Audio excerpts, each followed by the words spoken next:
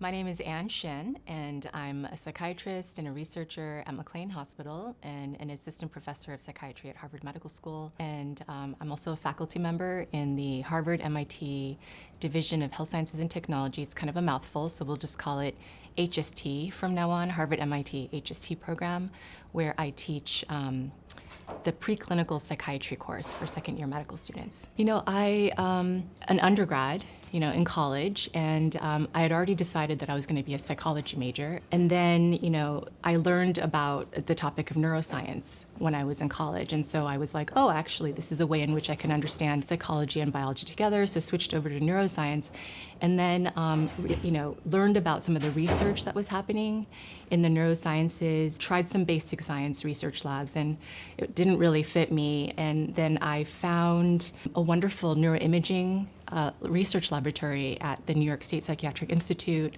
at Columbia, where I was an undergrad, and was given the really wonderful opportunity to observe and join some of the research efforts that were happening.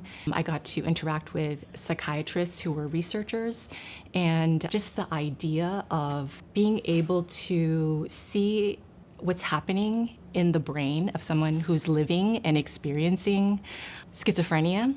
It was a schizophrenia research lab. Really blew my mind. It was an opportunity that really kind of was transformative for me. And that was really the first time that I met in person a person with schizophrenia who was able to share their stories. I got to sit in on psychiatric diagnostic evaluations that the clinical psychologists there and that the psychiatrists were doing with individuals with lived experience of schizophrenia, and hearing those stories. Before that, taking an abnormal psychology class really also was incredibly transformative for me. But there, things were well described in the textbook and still exciting, but sitting with a person and hearing about their experiences, it was like 2D going to 3D, right? And it just brought everything much more to life, and it made me feel the human connection with the person.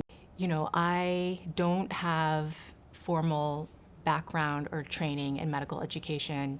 Growing up, I always wanted to be a teacher. That didn't happen. I became a physician, and then I found myself in this role of taking on this course directorship for this preclinical psychiatry course. And so, the thing that has been guiding me with respect to what is the best way to deliver a message to students, what's the best way to teach, my grounding principle in all this has been to put myself back in the shoes of what it was like to be a medical student, and using that experience of how I learn best is what guides how I construct and organize the course.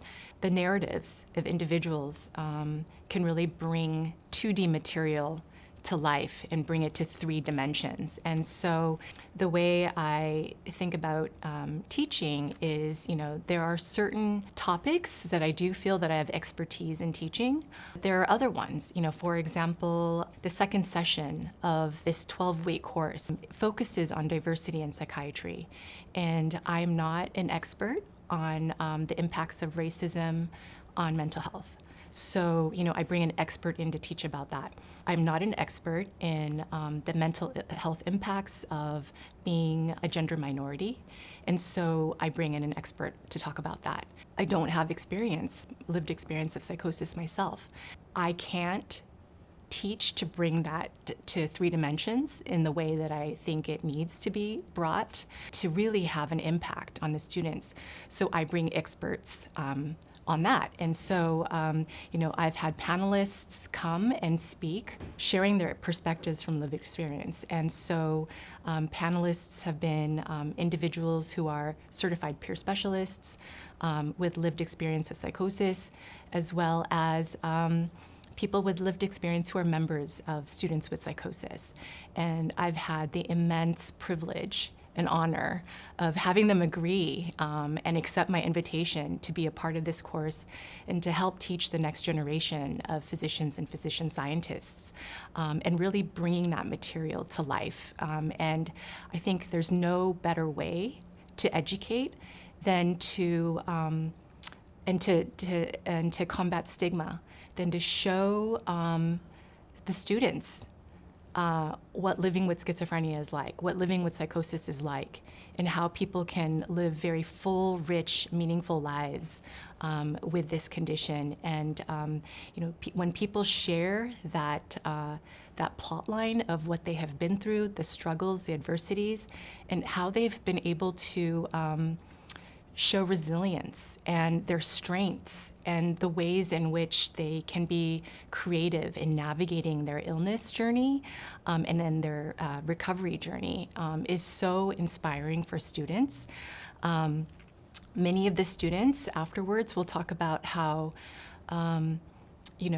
they're so grateful, they're so privileged to have been able to hear these stories, and they feel like one student wrote about how this was the single most impactful session up to that point in their medical education. So it's incredibly powerful to hear these stories and to change people's perception of psychosis.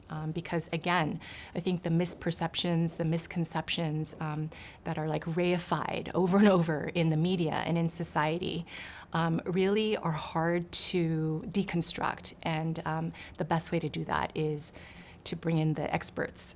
I'm grateful to students with psychosis, and I hope that more people will share their stories and have that courage. I mean, it's incredibly vulnerable to do that, but the bravery of the members of students with psychosis, the bravery of Cecilia and Cecilia McGow and Ray Scott, Emeka Chima, and all these individuals who have shared their stories with these medical students is incredibly powerful, inspiring, impactful, and I'm grateful for their collaboration.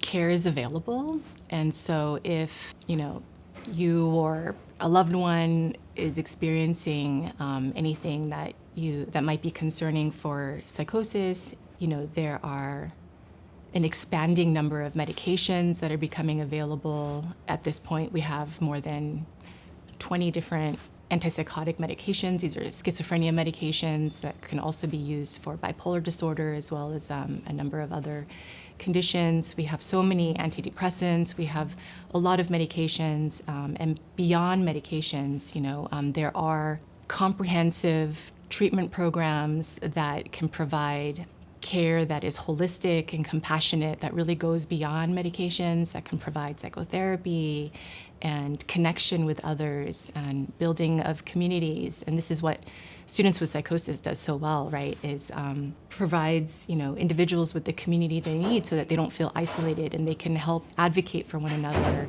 learn from one another, share the stories so that they don't feel alone. So I think there's help on so many different levels, not just medical help, but one of the biggest challenges facing young people with lived experience of schizophrenia and actually any psychiatric condition is just the impact of stigma, how detrimental the impacts of stigma are on the person's sense of self and their ability to get back to the goals and the things that they enjoy in life, the things that create meaning in their life. I think that, the illness itself can derail a person, but I think stigma kind of delays that process of getting back to a feeling of well-being and meaningful recovery. I do think stigma is a huge, huge barrier. The stigma, it's not just in society, right? It's prevalent even among healthcare